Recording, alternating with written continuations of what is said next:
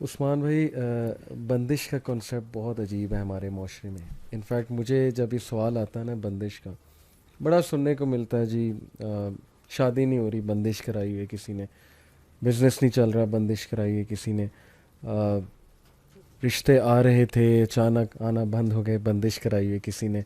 Rejection बहुत हो रही है, बंदिश है, हर बात पे बंदिश है।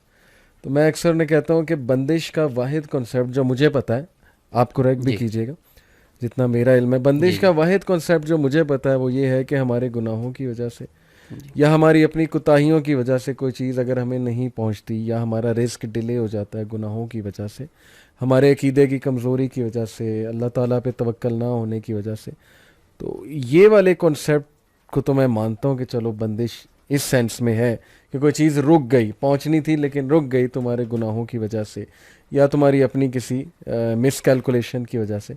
लेकिन ये जो कॉन्सेप्ट है कि एक गलीज़ गंदा जादूगर को बैठा हुआ है, वो एक चीज़ अल्लाह की तरफ से मिलनी थी लेकिन वो उसने रोक दी, इस पे तो मैं बिलीफ नहीं रखता।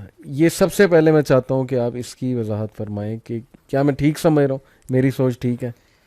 अली भाई, आप बिल्कुल ठीक कह रहे हैं। हम्म। लेकिन जो लोग ऐसा सवाल करते हैं या ऐसा कॉन्सेप्ट पेश करते हैं, वो कहते हैं कि फ़लाँ चीज़ भी बंदिश की वजह से रुक गई, मेरा रिश्ता भी बंदिश की वजह से रुक गया। हम्म। बेसिकली वो चाहते हैं कि हमारे ऊपर कोई परेशानी नहीं आनी चाहिए। सही। उनका बिलीव ये होता है कि हम जन्नत में रह रहे हैं, सही। यहाँ कोई दुख नहीं मिलना चाहिए। सही। देखें, हम दुनिया के अंदर ज़िंदगी गुजार रहे हैं। हम्म। दुनिया में रहते हुए आजमाइश का सामना करना पड़ेगा, परेशानियों का सामना करना पड़ेगा, टेंशन है। सारे सुकून तो हमें जन्नत में मिलेंगे। सही। दुनिया सिजनुल मुमिन व जन्नतुल काफिर। सही होगी। नबी सल्लल्लाहु अलैहि वसल्लम का फरमाने सल्लल्लाहु वाली अलैहि शान वसल्लम। है कि दुनिया मोमन के लिए कैद खाना है। हम्म। क्या कभी कोई ऐसा शख्स भी आपको अली भाई मिला है जो कैद खाने में रह के वो कहे मैं बड़ा मुतमिन था? वहाँ सही। कैद खाना जैसा भी हो, वहाँ सुकून सारा नहीं मिल सकता। बिल्कुल ठीक। अच्छा, जब अकीदा कमज़ोर होता है और लोग सेंसिटिव होते हैं कि कोई टेंशन नहीं आनी चाहिए, जैसे कोई परेशानी आती है सही। तो सबसे पहले तो जिन्नात पे डाल दिया जाता है, और इलाज करने वाले भी जिन्नात पे डाल देते हैं। हम्म। अच्छा, जब इलाज करने वाले जिन्नात पे डालते हैं तो शैतान भी हंसता होगा कि यार ये काम मैंने तो नहीं किया, ये पीर साहब मेरा नाम लगाई जा रहे हैं। तो सही। बहुत सारे ऐसे काम हैं जिन पे शयातीन ने नहीं किया होता, जादू नहीं हुआ होता, लेकिन आमल हजरात उनको कह कह के परेशान कर रहे होते हैं। चलें, शादी के हवाले से बात कर लें या बिजनेस के हवाले से कर लें। शादी, सबसे पहले मेरे पास बहुत सारे पेशेंट आते हैं सही। अली भाई। सबसे पहले तो बेटियों की शादियां लेट की जाती हैं। हम्म। क्या है जी, बेटी डॉक्टर बन रही है, अच्छा डॉक्टर बन गई, अभी इससे इसके बाद 3 साल और पढ़ाना है उस्मान सही। भाई, 4 साल और पढ़ाना है। वही बेटी जिसके छोटी उम्र में बहुत अच्छे अच्छे रिश्ते आ रहे होते हैं, जो इन्होंने रिजेक्ट किए होते हैं, इन्होंने नहीं किए होते वो रिश्ते, वही उसी लड़की का रिश्ता मिल ही नहीं रहा होता। हम्म। बीसियों केस है मेरे पास ऐसे, आप मिलना चाहें। सही। पहले उनके बहुत अच्छे रिश्ते आ रहे थे, अब जादू किसने किया?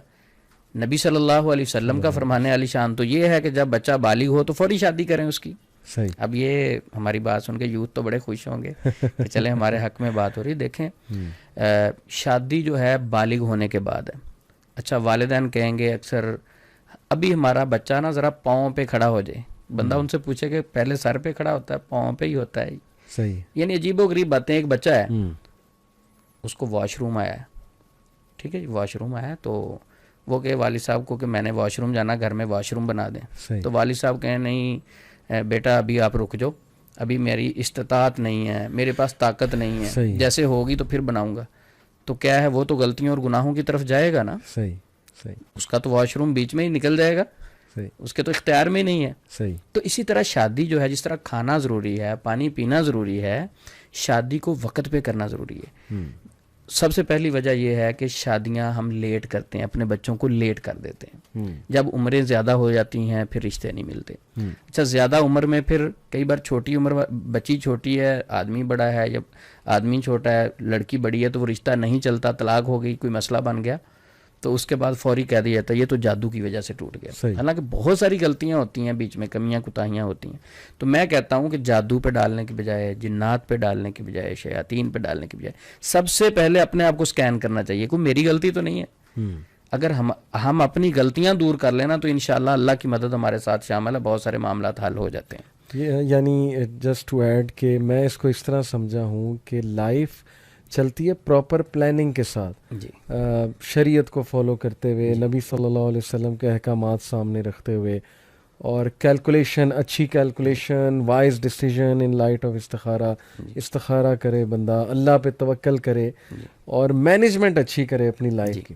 वो चीज़ें हमने करनी नहीं है, उस तरफ हमने आना नहीं है। जी और बाद में हमने दुख पा लेने कि ये भी हो गया, वो भी हो गया, मेरी लाइफ जो है अपसाइड डाउन हो गई है। लाइफ की अपसाइड डाउन होने की बहुत बड़ी वजह उस्मान भाई, चूँकि मैं माशाल्लाह हमारी ये फील्ड भी है, बिहेवियरल मैनेजमेंट प्लस साइकोलॉजी कुछ पढ़ी है, मेन वजह ये कि आपने मैनेजमेंट ठीक नहीं की। सबसे पहले आप अपनी तरफ देखो कि आप क्या ठीक चल रहे हो, हर लिहाज से, हर डिपार्टमेंट में आप ठीक जा रहे हो। लेकिन एक सवाल यहीं मेरे जहन में फिर आता है कि मैंने आपसे पूछा भी कि क्या बंदिश और जादू सेम चीज़ है? हमारे माशरे में बंदिश कराने का मतलब यही होता है लोगों का कि जादू हो गया? जी बिल्कुल, बंदिश और जादू से मुराद सेम ही बात होता है कि होती है। किसी चीज़ में भी रुकावट फील करना, वो रुकावट। शादी किसी भी काम में रुकावट आ गई, वो आप पे बंदिश होगी या मेरे ऊपर बंदिश होगी, बंदिश हो जाती है। हो जाती देखें, है। इसका हम इनकार नहीं कर सकते। बंदिश के कॉन्सेप्ट को हम नहीं समझते, वो बेसिकली तखय्युलात पे असरअंदाज होती है। वसवसे इंसान को आने शुरू हो जाते हैं, मायूसी की तरफ चला जाता है। तो इस्लाम कहता है कोई भी बंदा मायूस हो, कोई भी बंदा अल्लाह पे मजबूत तवक्कल ना करे तो उसका काम नहीं होगा। अल्लाह खुद फरमाते हैं, हदीस कुदसी है, अना इंदा ज़न्नी अब्दी बी इन ज़न्ना खैरन फलहु इन ज़न्ना शर्रन फलहु। सही। इंसान जैसा सोचता है वैसे हो जाता है। तो शैतान हमें मायूस करने की कोशिश करता है। नहीं, लेकिन उस्मान भाई ये कैसे यकीन किया जा सकता है कि एक चीज़ आपको अल्लाह की तरफ से पहुंचनी थी वो रुक गई है? ये तो अकीदे की खराबी नहीं? देखें, जो जादू है, इस कॉन्सेप्ट को भी समझने की ज़रूरत है। जादू किसके हुक्म से चलता है? अल्लाह के हुक्म से चलता है। सही। मैं आपको तकलीफ़ नहीं पहुंचा सकता, वो तकलीफ़ अगर पहुंचेगी तो वो अल्लाह की तरफ से, यानी अल्लाह के हुक्म से पहुंचेगी। कैसे कि अल्लाह मुझे भी आजमा रहे होंगे, आपको भी आजमा रहे इल्ला होंगे। बिइज़्निल्लाह, ये सूरह इल्ला बकरा आयत बिइज़निल्लाह। नंबर 102 में ये है। 102 में है कि इल्ला बिइज़निल्लाह, अल्लाह के हुक्म के साथ चलता है। अब कुछ लोग इससे ये मतलब ना निकाल लें कि अच्छा नाउज़ुबिल्लाह जो जादू है उसमें अल्लाह रब्बुल इज़्ज़त साथ देते हैं। ऐसा नहीं। जो जादू, दुनिया में कोई काम भी अल्लाह के हुक्म के बगैर नहीं हो सकता।